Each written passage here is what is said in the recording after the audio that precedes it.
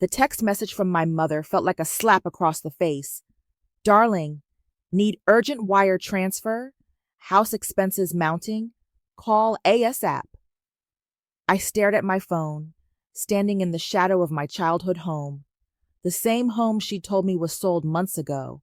My name is Michelle, and I'd spent the last 5 years working myself to exhaustion in Singapore's financial district, sending most of my salary home to preserve this house.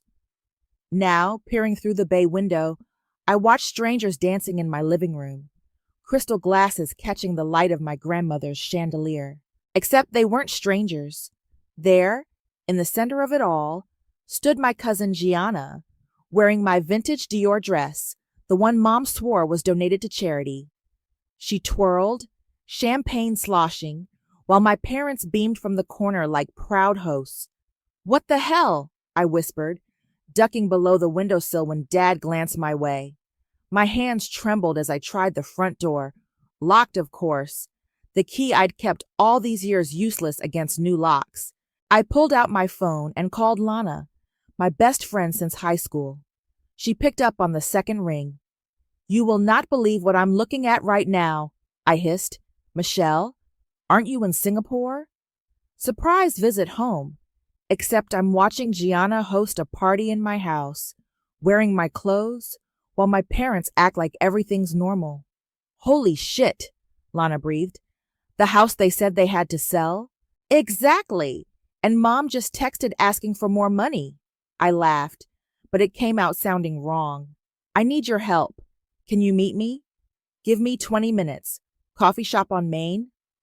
Inside, someone cranked up the music. Through the window, I watched Dean, my ex-fiancé, hand Gianna a fresh glass of champagne. Their fingers lingered together longer than necessary. "Make it 10 minutes, I said. "And Lana, don't tell anyone I'm here." The coffee shop was nearly empty when I arrived.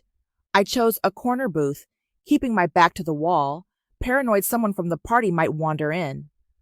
Lana burst through the door minutes later, her eyes wide. "Start from the beginning," she demanded, sliding into the booth. "When did you get back?" 3 hours ago. Took a cab straight from the airport." I wrapped my hands around my coffee cup, trying to stop them from shaking. 5 years, Lana. 5 years of 60-hour weeks, sending every spare dollar home because they said the mortgage was underwater. They said they needed help.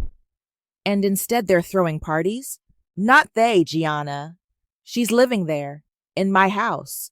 The coffee turned bitter in my mouth. Remember when Mom called 6 months ago, crying about having to sell? Said the bank was foreclosing? Lana nodded, her face darkening. "You were devastated. Well, guess what? There was no bank, no foreclosure." I pulled out my phone, showing her the photos I'd taken through the window. "They gave my house to Gianna. They're all in on it. Mom, Dad, Aunt Natalia. They used my money to keep up their lifestyle while telling me everything was falling apart." "Those bastards," Lana whispered, scrolling through the photos. "What are you going to do?"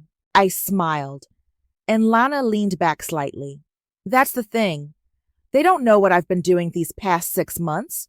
When Mom told me about the foreclosure, I didn't just accept it. I started digging. And I bought the debt. All of it. Through a shell company with help from a lawyer friend. The mortgage, the credit cards, everything. They think some investment firm owns it all, but it's me." My laugh was hollow.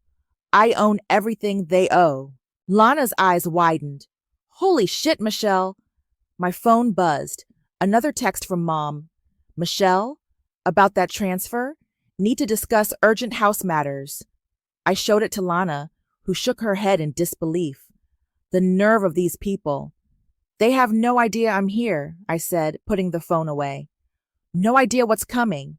And I'm going to let them dig themselves deeper before I show them exactly what happens when you betray family." "Michelle." Lana reached across the table, squeezing my hand. "What are you planning?" I pulled my hand away gently.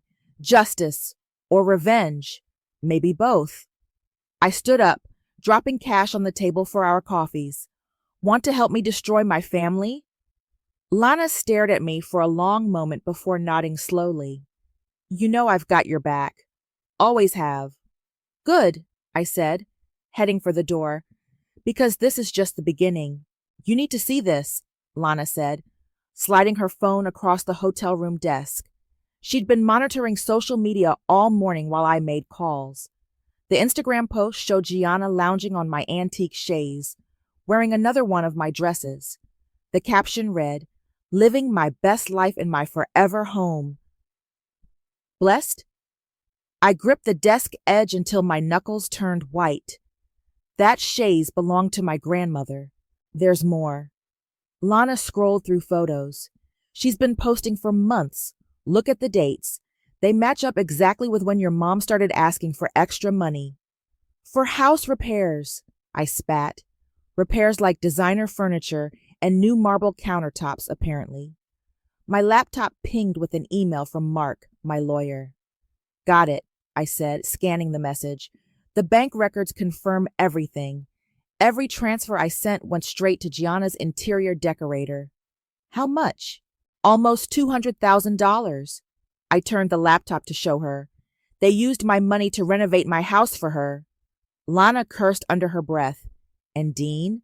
How long has that been going on? I pulled up his social media profile. There he was, arm around Gianna's waist, standing in front of my house. Posted 3 months ago, while I was still sending money home. Dean and I broke up last year because he said long distance was too hard, I said, my voice flat. Looks like he found something closer to home. My phone buzzed. Mom again. I put it on speaker. Michelle, darling, why haven't you called back? Hi, Mom. Been busy with work. I kept my voice carefully neutral. What's the emergency? Oh, just some house expenses. You know how it is with old properties. She laughed nervously. We need about $5,000 for repairs. Lana made a slashing motion across her throat, but I wasn't done. The house that was foreclosed on? The one you had to sell? A pause. Well, yes, but we worked something out with the bank. Everything's fine now. Really? That's wonderful news. I watched Lana's eyes widen at my sweet tone. So who owns it now? Oh, just investment people. Very understanding folks. But we still need to maintain it, you see. Send me the paperwork, I said. For the repairs. I'll wire the money once I see the quotes. That's not... I wouldn't want to burden you with paperwork. Just trust me, sweetheart. Like I trusted you about the foreclosure? Dead silence on the line. Then, what do you mean? Nothing, Mom. I'll think about the money. Got to go. Meeting starting. I hung up before she could respond. Lana let out a low whistle. That was cold. I loved it. Mark's sending over the final documents today, I said, pulling up another email. Once I sign, I can call in all the debts whenever I want. They'll have 30 days to pay in full. Which they can't do. Not even close. I smiled grimly. They're underwater on everything. Credit cards, car loans, personal lines of credit. All bought up by my shell company over the last 6 months. A knock at the door made us both jump. Lana peeked through the peephole and relaxed. It's just room service. The waiter wheeled in our lunch, but I'd lost my appetite. On the TV behind him, muted local news showed footage of a charity gala. There was my family, front and center. Mom, Dad, Aunt Natalia, and Gianna, all dressed to the nines. The caption read, Local Family Host Fundraiser for Children's Hospital. Turn it up, I said sharply. Annual event hosted by the Porter family, the reporter was saying. This year's gala, organized by Gianna Kennedy in their historic family home, raised over $50,000. Historic family home? I grabbed my phone, dialing Mark. Michelle, he answered immediately. I was just about to call. The documents are ready. How soon can you get here? I can catch the next flight. 3 hours. Perfect. Book a room at my hotel. And Mark? Bring everything. It's time. I hung up and turned to Lana, who was still watching the news footage. Did you see what Gianna's wearing? Your mother's sapphire necklace, Lana confirmed. The one she promised would be yours. I opened my laptop, pulling up the folder of evidence I'd collected. Bank statements, transfer records, photos, text messages, 6 months of betrayal documented in clinical detail. You know what the worst part is?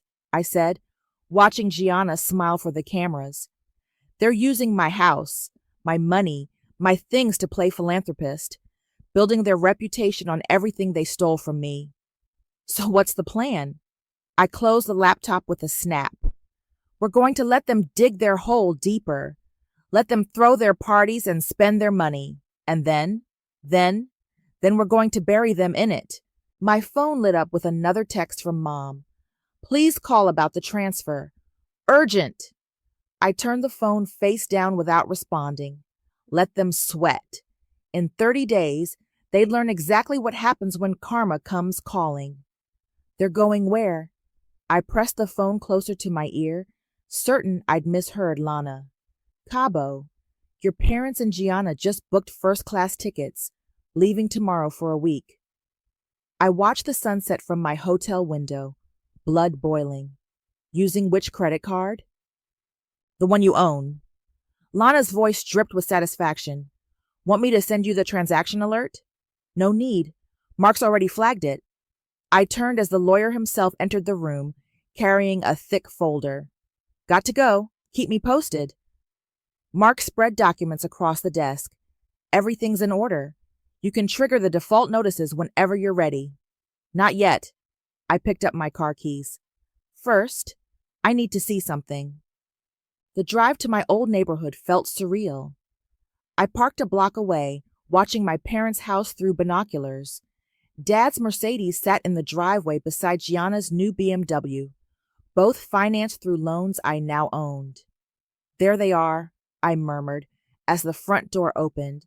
Mom emerged carrying shopping bags, Gianna following with more. They loaded the cars with suitcases and designer luggage. My phone buzzed. A text from Dad. Sweetheart, tried calling. Need to discuss finances. Very important. I bet it is, I muttered, starting my car. I followed them at a safe distance to an upscale restaurant downtown. Through the window, I watched them celebrate their upcoming vacation with champagne. My phone rang. Lana again. You need to see what I found in your mom's study. You broke in? Please. I still have the key from high school. Remember when I used to water the plants? What did you find? A contract, unsigned, but it's a transfer agreement, dated 3 months before they told you about the foreclosure. They planned this whole thing. My hands tightened on the steering wheel. Take photos. Send them now. The images loaded while I watched my family through the restaurant window. The contract laid it out in black and white, a scheme to transfer the house to Gianna while keeping me sending money from abroad. Mom's handwriting covered the margins with calculations, my expected transfers, renovation costs, even a timeline for the deception. A familiar voice caught my attention. Dean had arrived at the restaurant, sliding into the booth beside Gianna. He kissed her cheek while my parents beamed. Michelle, Lana was still on the line. There's something else. I found old emails between your mom and Aunt Natalia. They've been planning this for years, ever since you left for Singapore. Keep talking. I snapped photos of the happy family dinner with my phone. Gianna was always jealous of you. The house, your career, Dean, everything. She convinced your parents that you abandoned them by moving abroad, that she deserved the house more because she'd stay local, take care of them, while spending my money. Exactly. But here's the kicker. They're planning to sell the house next year. Split the profits 4 ways. I laughed darkly. Good luck with that. Through the window, I watched Dad raise his glass in a toast. They clinked glasses, celebrating their cleverness, their perfect plan. My phone buzzed with another text from Mom. Darling, please call. Need to discuss something wonderful. The wonderful news being their Cabo trip? I asked Lana. First class all the way. On your dime. I started my car. Send everything you found to Mark. And Lana, thank you. What are best friends for? Want me to keep digging? No need. I watched my family order another bottle of champagne. I've seen enough. Back at the hotel, Mark had organized the evidence into neat piles. We can move whenever you're ready, he said. The default notices are prepared. Not yet. I picked up the contract Lana had found. Let them go to Cabo first. Let them charge everything to those credit cards. Let them think they've won. And then we show them what real debt feels like. I smiled, but there was no warmth in it. They want to sell my house? Let's see how that works when they don't own a single brick of it. My phone lit up with a family group chat message from Gianna. Can't wait for our beach vacation. So blessed to have such an amazing family. I took a deep breath, remembering all the nights I'd worked until dawn, believing I was saving our family home. Remembering how they laughed at my dedication, plotted behind my back, spent my sacrifices on their luxuries. Mark, I said quietly, make sure the notices hit the day they return from Cabo. When reality crashes down, I want them tanned, relaxed, and completely unprepared. He nodded, gathering the documents. And you? I'll be right here, watching it all burn. I turned off my phone, silencing their messages. They wanted to play games with my life? Fine. Game on. They've spent how much in Cabo? I stared at the credit card statement scrolling across my laptop screen. $37,000 in 5 days, Mark confirmed. Luxury spa treatments, yacht rentals, designer shopping sprees. They're burning through credit like there's no tomorrow. There isn't, I muttered, forwarding the latest batch of charges to my encrypted folder. Not for them. My phone buzzed. A text from my brother Simon. Hey sis, heard rumors you're back in town. We need to talk. I hadn't seen Simon in 2 years. He distanced himself from the family drama, building his own life 3 states away. Smart man. What do you want to do about him? Lana asked, reading over my shoulder. He deserves to know what's coming. I typed back, coffee, tomorrow morning. Simon's response was immediate. Thank God. Cornerstone Cafe, 8 a.m. The next morning, Simon was already waiting when I arrived. He stood to hug me, then held me at arm's length, studying my face. You look different, he said. 5 years in corporate finance will do that. We sat and he didn't waste time. What's really going on? Mom and Dad are spending money like crazy. Gianna's living in our house, and suddenly you're back. I slid a folder across the table. See for yourself. Simon's face darkened as he read. They used your money to renovate the house for Gianna while telling you it was being foreclosed? Keep reading. His hands shook slightly at the unsigned contract. Mom wrote this. They planned the whole thing. Every detail. I sipped my coffee. They're in Cabo right now, spending more money they don't have. Money you own, Simon said slowly. Through the shell company. I nodded. All their debt. Every penny. Jesus, Michelle. He ran a hand through his hair. When are you pulling the trigger? The day they return? Default notices? Asset freezes? Everything. They'll lose everything. They already lost everything, I corrected. They just don't know it yet. Simon's phone buzzed. A family group chat message. He showed me the screen. Gianna posting poolside photos, tagged living the dream, Shakhtar blessed Shak family first.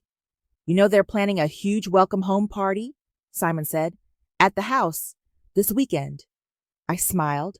I know. Michelle, he leaned forward. What exactly are you planning? Justice or karma? Maybe both. They're still our parents. Are they? I pulled out more photos. Dean and Gianna together, Mom wearing my jewelry, Dad driving the car bought with my money. They're thieves who happen to share our DNA. Simon's phone rang, Dad's name flashing on the screen. He declined the call. I can't be involved in this. I'm not asking you to be. Just stay away from the party this weekend. That bad? That necessary. I stood up, dropping cash for our coffees. I love you, Simon. That's why I'm warning you. Michelle, he caught my arm. Don't do anything you can't undo. Too late, I said softly. They already did. Back at the hotel, Mark had news. The bank just approved their request for a credit limit increase. They're planning something big. Lana burst in, waving her phone. You won't believe this. Gianna just sent save the dates for the party. She's calling it a housewarming celebration. Formal attire, catered dinner, live band. Using which accounts? I asked Mark. He checked his tablet. All of them. They're maxing out every card. My phone lit up with a message from Mom. Darling, having a wonderful time. Quick question. Could you wire another 10,000? Small emergency with the house? Emergency meaning Gianna's party, Lana snorted. I showed Mark the message. How much do they owe now total? Just crossed 800,000. He pulled up a spreadsheet. With the new party expenses and Cabo charges, they'll break $1 million by weekend. Perfect. I opened my laptop, pulling up the default notices. Have the process servers ready. The moment they step off that plane. Michelle, Lana interrupted, Gianna just posted their flight details. They're coming back early, tomorrow night. For party preparations. I smiled. Even better. Mark, move everything up. I want those notices hitting them before they even clear customs. And the party? Lana asked. Oh, the party's still happening. I pulled up the save the date on my phone. But I'm adding one more guest to the list. You're going? Of course. I forwarded the party details to Mark. It's my house, after all. My phone buzzed again. Another family group chat message. This time from Dad. Can't wait to celebrate our wonderful family this weekend. Special announcement planned. Special announcement? Lana raised an eyebrow. I closed my laptop with a snap. They'll get their special announcement all right, just not the one they're planning. Michelle, Mark cautioned, once we do this, I know. I looked at the photos of my family living their borrowed life. Do it anyway. The party was in full swing when I pulled up to my house. Valets parked luxury cars, while guests in formal wear streamed through the front door. String lights twinkled in the gardens I'd planted years ago, now reshaped to Gianna's taste. Ready? Lana squeezed my hand. I smoothed my black designer dress, bought with my own money for once. Mark? Process servers are in position, he confirmed through my earpiece. Waiting for your signal. I handed my keys to the valet and walked up the familiar path. The door opened before I could reach for it. Welcome to... Gianna's greeting died in her throat. She stood frozen in my mother's vintage Chanel, champagne glass trembling in her hand. Lovely party, I said, stepping past her into my foyer. Hope I'm not too late. The room fell silent as heads turned. Mom's champagne glass shattered on the marble floor. Dad's face went ash gray. Dean, across the room, nearly choked on his drink. Michelle, Mom stammered, you're here. Of course. I smiled, accepting a champagne flute from a passing waiter. I heard there was a special announcement planned. Couldn't miss that, could I? Gianna found her voice. You weren't invited. Actually, I took a slow sip. I was. This is my house, after all. Nervous whispers rippled through the crowd. Aunt Natalia appeared at Mom's elbow, whispering urgently in her ear. Perhaps, Dad stepped forward, forced smile in place, we should discuss this privately. Why? I raised my voice slightly, afraid of what the guests might learn. About the fraud, the theft, the lies. Michelle, please, Mom begged. Not here. Here is exactly right. I nodded to Mark, who entered with 2 other men in suits. Since you're all gathered to celebrate, let's make some announcements. Mark handed me a folder. The room was dead silent now, every eye fixed on us. First announcement. I opened the folder. All your credit cards are frozen. Every account, every line of credit. And yes, that includes the charges for this lovely party. Gasps from the catering staff. Gianna swayed slightly. Second announcement, I continued. The mortgage you claimed was foreclosed. The one you used to steal my house? I own it now, along with every other debt you've accumulated. That's impossible, Dad sputtered. The investment firm is me. I smiled as Mark began distributing papers. Consider yourselves served. You have 30 days to repay everything, all $847,000. The room erupted in shocked murmurs. Guests began edging toward the door. You can't do this. Gianna stepped forward, face flushed. This is my home now. Is it?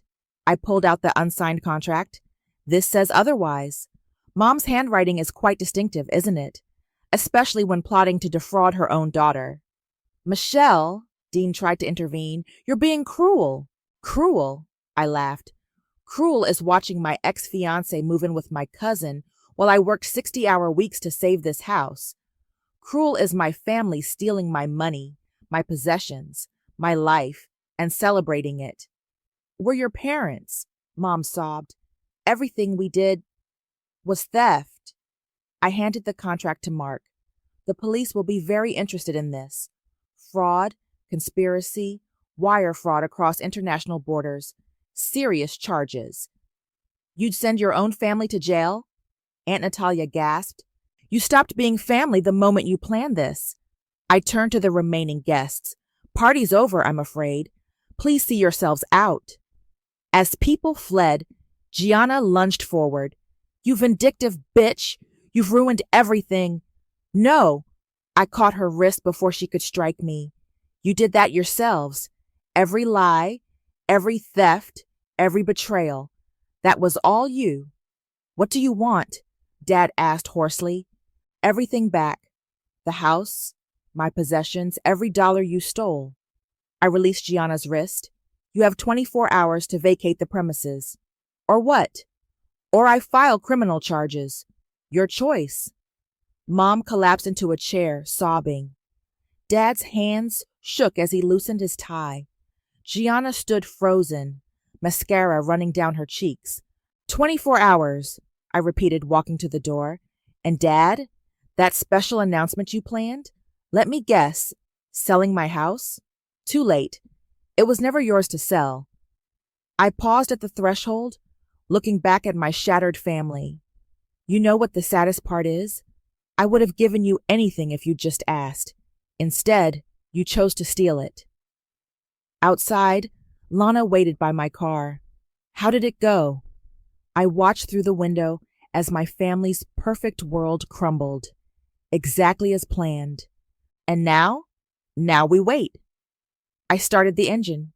24 hours to clear out. 30 days to repay the debt. Either way, they've lost everything. Just like they made you lose everything? No. I pulled away from the curb, leaving the chaos behind. They lost more. They lost me. The moving trucks arrived at dawn. I watched from my hotel room as my family loaded their lives into cardboard boxes, their designer clothes and stolen luxuries reduced to numbered inventory. My phone hadn't stopped buzzing since last night. I scrolled through the messages. Mom, please, we can explain everything. Dad, you're making a terrible mistake. Gianna, I hope you're happy, you heartless monster. Dean, we need to talk. This isn't right. A knock at my door interrupted my thoughts. Simon stood there looking exhausted. They called me all night, he said, walking in. Mom's threatening suicide. Manipulation, I replied, but my stomach clenched. She does this whenever she doesn't get her way. Gianna's in the hospital. Anxiety attack. Did she have anxiety about stealing my life? Simon sat heavily on the edge of the bed. The police are involved now. Dad tried filing charges against you for harassment. Let me guess, it backfired when they saw the fraud evidence? They're opening an investigation. He rubbed his face. This is a nightmare. My phone rang. Aunt Natalia. I declined the call. You should see social media, Simon continued. Everyone's taking sides. Half the town thinks you're a victim getting justice. The other half thinks you're destroying the family. The family destroyed itself. Maybe, but he was cut off by another knock. Mark entered, carrying fresh documents. They're trying to contest the debt ownership. Their lawyer filed an emergency injunction. Will it work? I asked. Not a chance. We did everything by the book.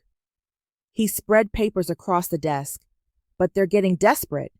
Your father tried accessing his frozen account 17 times last night. My phone buzzed with a text from Lana. Gianna just posted something scary on Instagram. You need to see this. I pulled up the post. A blurry photo of pills with the caption, maybe everyone would be better off without me. Goodbye. Jesus, Simon breathed. Is this real? My hands shook as I dialed Lana. Where is she? At her mom's. I'm outside now. Ambulance just arrived. Keep me posted. I hung up, feeling sick. Still think this is justice? Simon asked quietly. Don't. I turned on him. Don't make me the villain here. They did this. All of it. Another knock. This time, Dean stood in the doorway. Get out! I snapped. Michelle, please. He stepped inside anyway. This has gone too far. Gianna's in the hospital.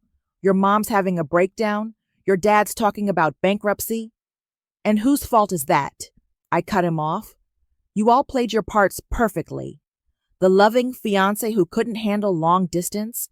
The cousin who deserved my house more than me. The parents who used their daughter like an ATM. We never meant to get caught? I laughed bitterly. That's the only thing you're sorry about. My phone rang again. Lana. She's okay, Lana said immediately. They pumped her stomach. It was mostly for show, but she did take some pills. I closed my eyes. Hey, keep watching her. Michelle, Dean tried again. What do you want? Money? The house? Take it. Just stop this. I already have everything back, I said coldly. Now I want you all to feel what I felt. The betrayal, the helplessness, the knowledge that people you trusted destroyed your life. Simon stood abruptly. I can't watch this anymore. You've made your point. Have I? I turned to the window. The moving trucks were pulling away from my house, my empty, hollow victory. They haven't even started to understand what they did. And this will teach them, Dean demanded, by destroying everyone? They destroyed themselves, I repeated, but the words felt hollow now. Actions have consequences. My phone lit up with a news alert. Local family faces fraud charges. After daughter's revenge plot exposed, Simon read over my shoulder. It's going viral. Everyone in town is talking. Good, I said, but my voice wavered slightly. Michelle, Dean said softly, is this really what you wanted? I looked at the messages flooding my phone, the news articles spreading online, the empty house across town. My perfect revenge felt suddenly heavy, suffocating. Get out, I whispered. All of you. When they were gone, I called Mark. Make sure Gianna gets proper psychiatric care. Bill it to me, quietly. Having second thoughts? No. I watched another moving truck pull up to my house. Just make sure no one does anything permanent. I want them to live with this, not die from it. And your parents? I thought of Mom's threats, Dad's desperate attempts to access money, their whole world crumbling. Stay the course, I said finally. They made their choices. Now they live with them, just like I had to live with mine. The house keys felt heavy in my hand as I unlocked the front door. Empty rooms echoed with my footsteps, stripped of furniture and memories. Only dust remained where my family's lies had lived. Your parents left this, Mark said, handing me an envelope. Their lawyer insisted I give it to you. I ripped it open. A single page in Mom's handwriting. We never meant to hurt you. Everything we did was because Gianna needed us more. You were always so strong, so independent. She was fragile, lost. We thought you'd understand eventually. The money, the house. It seemed fair at the time. We're sorry it ended this way. Please don't do this to us. We're still your parents. I crumpled the letter, letting it fall to the floor. Any word from the DA's office? They're pressing charges, Mark confirmed. Wire fraud, conspiracy, theft by deception. Your parents are looking at serious time unless they make a deal. My phone buzzed. Simon. Mom's checking into rehab. Dad's staying with friends. Gianna's being released tomorrow. We need to talk. Not now, I texted back. Footsteps behind me. Lana entered carrying a box. Found these in the attic. Your old photos, diaries, stuff they didn't sell or give to Gianna. I opened the box. My childhood smiled up at me. Family vacations, birthday parties, graduations, happy lies. Michelle? A familiar voice from the doorway. Dean? Security breach, Lana muttered, moving to block him. It's okay, I said. Let him through. Dean looked older somehow, worn down. I brought your grandmother's ring back. The one I should have returned last year. He placed the diamond solitaire on the mantelpiece. The same ring he'd promised forever with, now just another piece of evidence. Why her? I asked suddenly. Of all people, why my cousin? I don't know. He wouldn't meet my eyes. It just happened. She was here. You were gone. Your parents encouraged it. Encouraged stealing my life? They said you'd moved on, that you were never coming back. He ran a hand through his hair. I know it's no excuse. No, it's not. I picked up the ring. Did you love her? Or was she just convenient? Michelle, answer the question. I love the idea of her, he admitted. The easy choice, the family-approved option. But no, I never loved her like, he trailed off. Like you claim to love me? I'm sorry. So is everyone, now that they're caught. I pocketed the ring. Get out! After he left, Lana touched my arm. You okay? No. I walked through the empty rooms, memories hitting like physical blows. But I will be. My phone rang. Gianna. What? I hate you, she sobbed. You've ruined everything. My life, my future, my reputation. You mean my life, my house, my fiancé? I never had anything of my own, she screamed. Everything was always yours. The attention, the success, the perfect life. I just wanted some of it for myself. So you stole it. You weren't using it. You were off in Singapore living your dream life while I was stuck here being second best. And now, I asked coldly, how's being first best working out? She hung up. Seconds later, a text from Simon. That was cruel. That was honest, I typed back. Mark cleared his throat. The DA offered your parents a deal. If they plead guilty and make full restitution, they'll recommend probation instead of jail time. No, I turned to face him. They face the full charges or pay back every penny within 30 days. No deals. They can't pay it back. You know that. Then they face the consequences. Michelle, Lana said softly, is this really what you want? Your parents in jail, Gianna in psychiatric care, your whole family destroyed? I looked around the empty house, my hollow victory, my perfect revenge. The cost of justice suddenly felt impossibly high. They made their choices, I whispered, but the words tasted like ash. My phone lit up with another news alert. Family fraud scandal rocks community. Daughter's revenge raises questions of justice versus vengeance. The house is yours again, Mark said. Free and clear. What now? I walked to the window, watching the setting sun paint shadows across my empty kingdom. Everything I'd wanted, everything I'd fought for, felt meaningless in the silence. Now? I picked up the box of memories. Now I live with what I've done, just like they have to live with what they did. Was it worth it? Lana asked. I looked at my grandmother's ring, at the crumpled letter on the floor, at the empty rooms echoing with broken trust. Ask me tomorrow, I said, and the day after that, and every day I wake up alone in this house full of ghosts.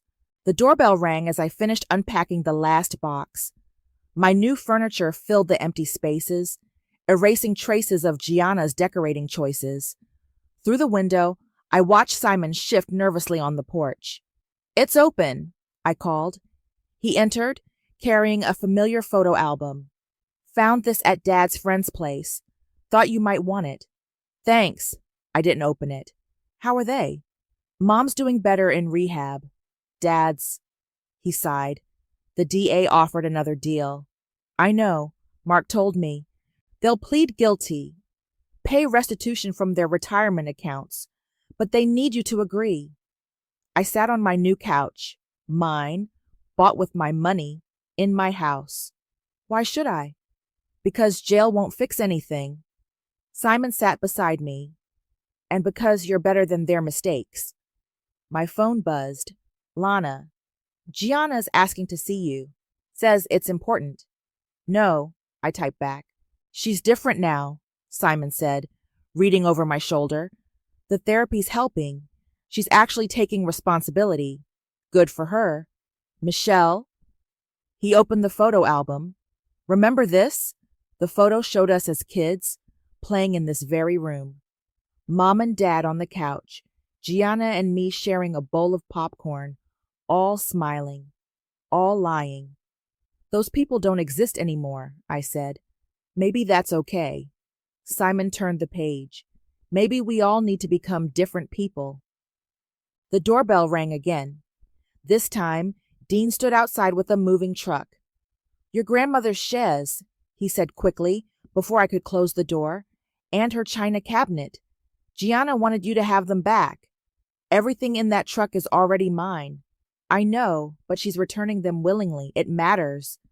I let the movers in, watching them carefully place each piece, my grandmother's belongings, back where they belonged. "There's more," Dean said.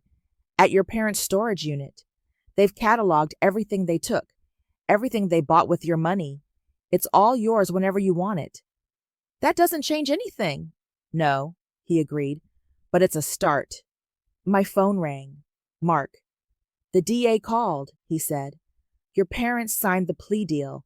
They forfeit their retirement, their savings, everything. Full restitution plus penalties. And Gianna?"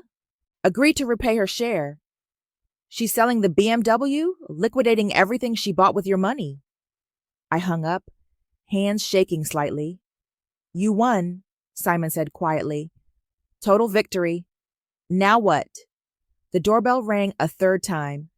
Gianna stood there, pale but steady. "5 minutes," she said. "Please." I stepped aside, letting her enter. She walked to the center of the room, taking in the changes.